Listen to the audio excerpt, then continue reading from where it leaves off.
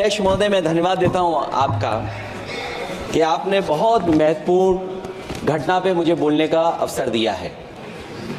संभल जो इसलिए जाना जाता था कि भाईचारे के साथ वहाँ रहते हैं लोग, वहाँ अभी से नहीं, सदियों पुराना भाईचारा हजारों साल से इसी तरह रहते आए हैं। लेकिन अचानक ये जो घटना हुई है, ये सोची समझी रणनीति के तहत वेल प्लान्ड हुआ है और वहाँ के भाईचारे को गोली मारने का काम हुआ है।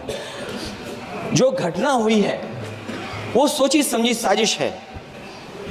वहाँ जो खुदाई की बात लगातार अध्यक्ष महोदय देश में कोने कोने पर भारतीय जनता पार्टी और उनके सहयोगी और समर्थक शुभचिंतक बार बार खुदाई की जो बात कर रहे हैं अध्यक्ष महोदय, ये खुदाई जो है हमारे देश का सौहार्द, हमारे देश का भाईचारा, हमारे देश का गंगा जमनी तहजीब को खो देगा। मैं आपका धन्यवाद इसलिए भी देता हूं कि इस महत्वपूर्ण जो साजिश हुई, और वो साजिश सोची समझी इसलिए मैं बोल रहा हूं। उत्तर प्रदेश का चुनाव था, पहले 13 तारीख को चुनाव होना था और 13 तारीख के चुनाव को उन्होंने बढ़ा करके 20 तारीख कर दिया। और इस जो घटना है मैं आपके सामने पढ़ना चाहता हूं।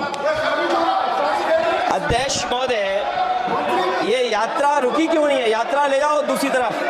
अध्यक्ष महोदय, संभल की शाही जामा मस्जिद के खिलाफ 19/11/2024 को सिविल जज सीनियर डिवीजन छंदौसी संभल में एक याचिका डाली गई। कोर्ट ने दूसरे पक्ष को, अध्यक्ष महोदय सुनिए, ये सुनना चाहिए, हम यूं ही नहीं कहते थे, संक्षिप्त में बोले।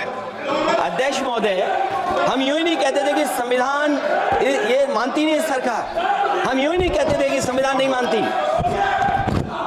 जो प्लेसेस ऑफ वर्शिप एक्ट है, प्लेसेस ऑफ वर्शिप एक्ट है,